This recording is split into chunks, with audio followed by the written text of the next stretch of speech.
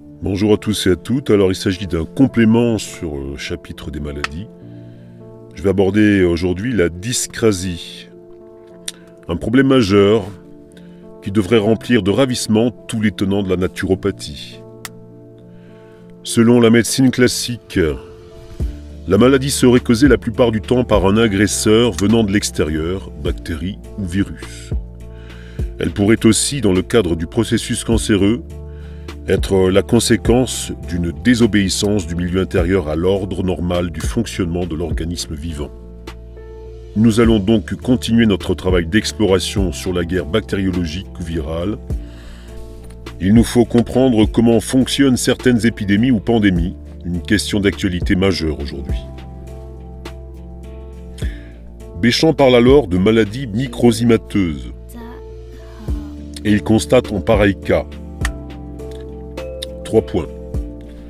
Une très grande abondance des microzymas, le fait qu'ils sont très souvent associés en chapelet, bacilles, colibacilles, borrelia, ou en amas, coque, streptocoque, staphylocoque, méningocoque, pneumocoque, le fait qu'ils se montrent particulièrement véloces.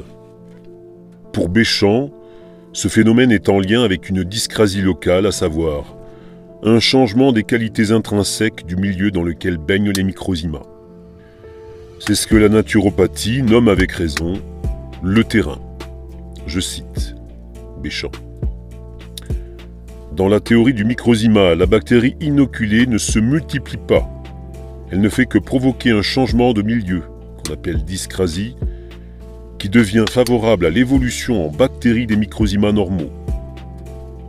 De là vient l'apparente pullulation de la bactérie inoculée. Fin de citation. La dyscrasie endogène par une modification spontanée du milieu interne. Il faut bien comprendre qu'au XIXe siècle, le paradigme psychosomatique n'est pas encore connu. Nos propres observations cliniques dans ce paradigme psychosomatique permettent d'aller beaucoup plus loin encore. Un changement de qualité du milieu, le terrain, en temps normal, est orchestré par des hormones particulières localement et par le cerveau qui semble bien jouer un rôle de chef d'orchestre. La dyscrasie locale fait partie habituellement d'un travail de guérison ou de réparation.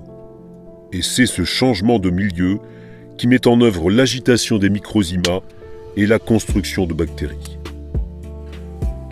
Ce terrain local peut être mesuré de manière scientifique par la technique de la bioélectronique. C'est ainsi que nous savons que 4 points. Un terrain acide et réduit favorise la construction de cellules normales. Un terrain alcalin et oxydé amène les microzymas à construire des cellules cancéreuses. Un terrain acide et oxydé les amène à construire des bacilles tuberculeux. Un terrain alcalin les amène à construire des bactéries banales, bacilles ou coques. Nous avons pu constater par ailleurs que la complémentation suffisante en vitamines permet aux microzymas de travailler de manière plus sereine. Les cancers sont beaucoup moins volumineux et jamais vraiment gênants au plan fonctionnel. Un cancer en pareil cas n'entrave pas le déroulement normal du fonctionnement de l'organe où il se trouve. Et les microzymas semblent avoir suffisamment d'énergie et d'efficience pour qu'il n'ait pas besoin de se mettre à plusieurs, construction des bactéries, pour faire leur travail. En pareil cas, on n'observe que rarement des bactéries. La dyscrasie exogène. Dans ce cas, la modification du terrain provient de l'inoculation ou de l'ingestion de substrats malades comportant déjà la plupart du temps des germes. Je cite. Il en est de même de l'inoculation de bactéries aux animaux ou de l'injection d'une substance en putréfaction dans le sang.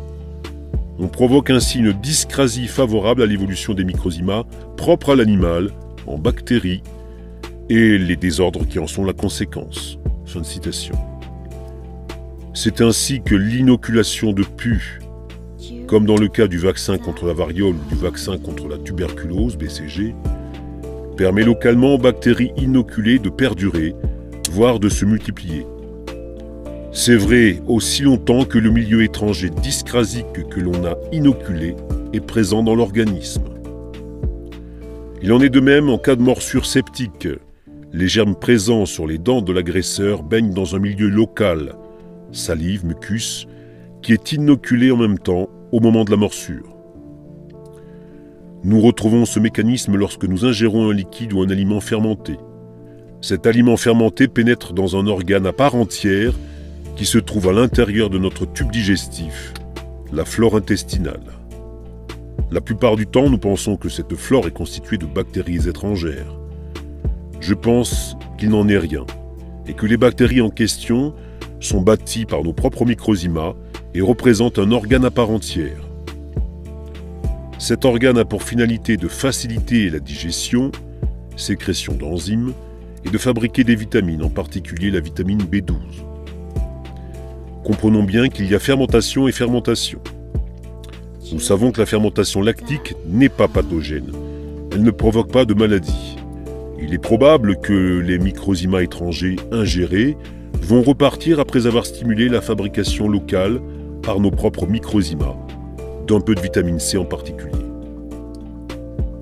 Mais du lait ou un aliment qui a tourné est pathogène. Il est une invasion de notre flore intestinale par un milieu malade, d'où certaines gastro-entérites. Béchamp ajoute un peu plus loin, je cite, « La croyance aux germes primitivement morbides des airs, des eaux et des lieux, comme aurait parlé Hippocrate, est devenue presque superstitieuse. » Fin de citation. En conclusion, pour Béchamp, la maladie est donc causée par une dyscrasie locale, soit endogène, processus cancéreux ou carence en vitamines ou autres composants fondamentaux pour la vie, soit exogène, inoculation de liquide dyscrasique lors du vaccin antivariolique par exemple. Je cite, « La doctrine du microbisme est dangereuse. Elle fait perdre le point de vue étiologique des maladies, elle place le danger hors de nous, tandis qu'il est en nous. » Je rappelle que l'étiologie, c'est l'étude des causes. Chez les individus malades, les microzymas surmenés à l'excès et carencés en vitamines, d'autant que les besoins augmentent avec le stress, tendent facilement à devenir morbides. La domestication des animaux les installe souvent dans des situations analogues. La théorie du microzyma ne permet pas de tout expliquer, mais elle indique la voie à suivre pour découvrir la cause des maladies. Le système parasitaire, avec son hypothèse de lutte contre l'existence, la guerre immunitaire, relève du roman pur. Voilà, c'en est fini pour ce cours sur la dyscrasie.